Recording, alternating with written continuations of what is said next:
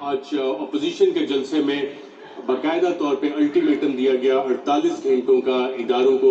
اس حوالے سے ہم ورژن لینے کی کوشش کرتے ہیں کہ افواج پاکستان کے ترجمان وہ اس حوالے سے کیا کہتے ہیں. اور اگر کوئی لائیو اور جی ہمارے ساتھ موجود ہیں آصف غفور صاحب. بہت شکریہ افواج پاکستان کے ترجمان آصف غفور صاحب ایئر وائی کی ٹرانسمیشن میں ہمیں جوائن کرنے کا. اپوزیشن کے آج جلسے میں 48 گھنٹے کا ایک الٹیمیٹم دیا گیا ہے اداروں کو اور کچھ باتیں یہ بھی ہوئی کہ یہ آرمی کے حوالے سے. اس پہ کچھ کہنا چاہیں گے آپ؟ جی Arshad, thank you very much. آج جلسے میں جہاں یہ بات چیت ہوئی وہاں اپوزیشن کی لیڈرشپ موجود تھی.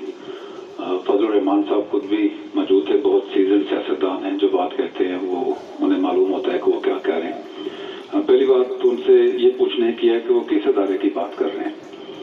کیا وہ ان کا جو ریفرنس ہے وہ الیکشن کمیشن کی طرف ہے، عدالتوں کی طرف ہے یا فوج کی طرف ہے؟ لیکن جیسے آپ کہہ رہے ہیں کہ کچھ نے فوج کی بات کی، اگر ایسا ہے تو اپوزیشن کے سمجھنے کی یہ بات ہے کہ فوج ایک غیر جانبدار ادارہ ہے. ہم آئین اور قانون کی عملداری پر یقین رکھتے ہیں اور ہماری سپورٹ ایک جمہوری طور پر منتخب حکومت کے ساتھ ہے، کسی ایک پارٹی کے لیے نہیں ہے. لیکن اگر انہیں الیکشن کی شفافیت سے متعلق شکایت ہے اور وہ اس سلسلے میں فوج کو اندر گھسیٹ رہے ہیں، تو پہلی بات یہ کہ فوج نے الیکشن میں آئینی اور قانونی ذمہ داری پوری کی.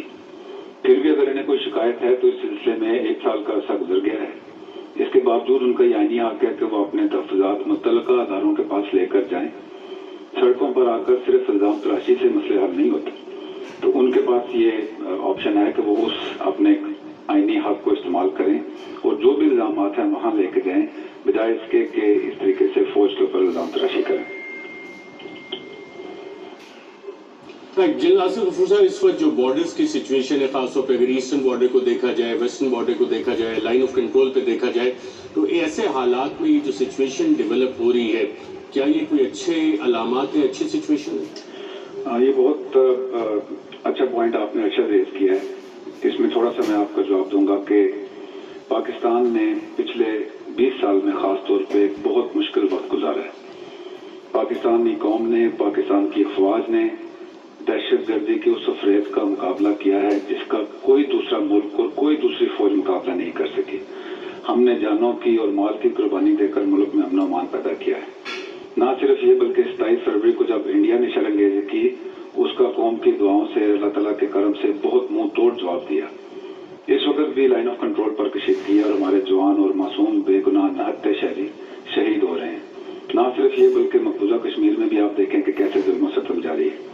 اس وقت پاکستان کی تقریباً 1 لاکھ فوج مشرقی سرحد پر اپنے فرائض جو ہے وہ انجام دے رہی ہے. دوسری طرف مغربی سرحد